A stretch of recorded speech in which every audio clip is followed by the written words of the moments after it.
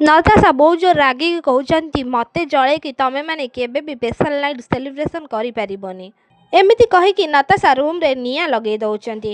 ସେଇ ଟାଇମ୍ରେ ଆଦିମୁକ୍ତି ବହୁତ ଡରି ଯାଉଛନ୍ତି। ସେଇ ଟାଇମ୍ରେ ଘର ଲୋକ ସବୁ ସେ ଜାଗାରେ ଆସିକି ପହଞ୍ଚୁଛନ୍ତି। ସେଇ ଟାଇମ୍ରେ ଜେଜେବାପା କହୁଛନ୍ତି ଆଦି ବାବା ରୁମ୍ରେ ନିଆଁ କେମିତି ଲାଗିଲା?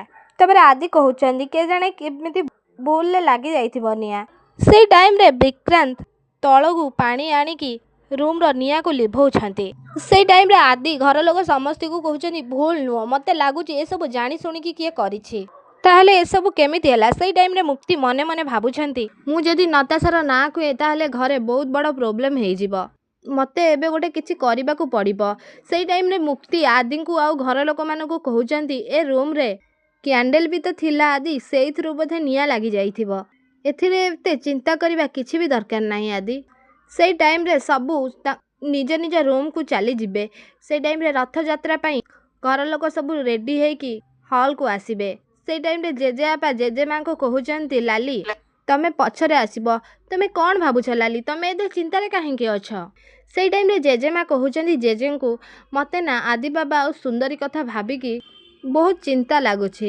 ତାଙ୍କ ସହିତ କାହିଁକି ଏମିତି ହେଉଛି ଆଉ କ'ଣ ପାଇଁ ହେଉଛି ମୁଁ କିଛି ବି ଜାଣିପାରୁନି। ତା ଛଡ଼ା ତାକୁ ବାରମ୍ବାର ମୁଁ ମନା କଲା ପରେ ବି ସେ ଏମିତି କାହିଁକି କରୁଛି ମୁଁ ବି କିଛି ଜାଣିପାରୁନି। ସେଇ ଟାଇମ୍ରେ ଜେଜେବାପା କହୁଛନ୍ତି ତମେ କାହା କଥା କହୁଛ ଲାଲି? ସେଇ ଟାଇମ୍ରେ ଜେଜେମା କହୁଛନ୍ତି ମୁଁ ଆଉ କାହା କଥା କହିବି, ଘରେ ତ ଗୋଟିଏ ମାତ୍ର ଡାହାଣୀ ଅଛି। ଆଦି ବାବା ଆଉ ସୁନ୍ଦରୀର ଖୁସିକୁ ଦେଖିକି ସେ ସହିପାରୁନି। ମୋ ପିଲାମାନଙ୍କର ସୁଖ ବି ସେ ଦେଖିପାରୁନି।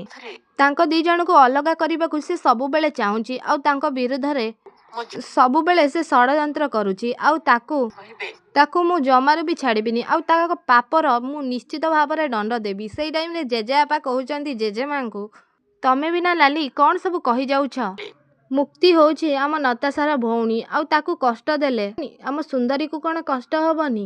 ସେଇ ଟାଇମ୍ରେ ଜେଜେମା ଜେଜେବାପାଙ୍କୁ କହୁଛନ୍ତି ସେସବୁ କଥା ତ ମୁଁ ସବୁ ଭୁଲି ସାରିଛି। କେବଳ ବାସ୍ ନତାଶା ବିରୁଦ୍ଧରେ ମୋତେ ଖାଲି ଗୋଟିଏ ପ୍ରମାଣ ମିଳିଯାଉ, ତାକୁ ମୁଁ ଜମାରୁ ବି ଛାଡ଼ିବିନି। ସେଇ ଟାଇମ୍ରେ ଜେଜେବାପା ଜେଜେମା କଥା ହେଲା ବେଳେ ଆଦି ସବୁ କଥା ଶୁଣି ନେଉଛନ୍ତି। ଆଉ ସେ ଭାବୁଛନ୍ତି ମନେ ମନେ କ'ଣ ଜେଜେମା ଯାହା ବି କହୁଛନ୍ତି ସବୁ କିଛି ଠିକ୍ କହୁଛନ୍ତି? ସତରେ କ'ଣ ଏସବୁ କିଛି ନତାଶା କରିଛନ୍ତି?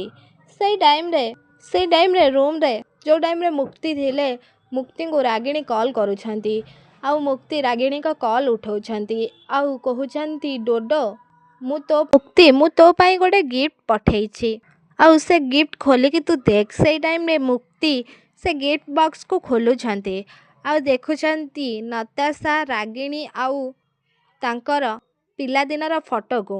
ସେଇ ଟାଇମ୍ରେ ରାଗିଣୀ କହୁଛନ୍ତି ଏଇଟା ହେଉଛି ଆମ ପିଲାଦିନର ମେମୋରି ମାହି। ଏ ପିଲାଦିନର ସ୍ମୃତି ତୋ ପାଖରେ କିଛି ବି ନଥିଲା ମାହି। ମୁଁ ଜାଣିଛି ମାଇ ତୋ ସହିତ ପିଲାଦିନେ ବହୁତ କିଛି ହେଇଯାଇଛି।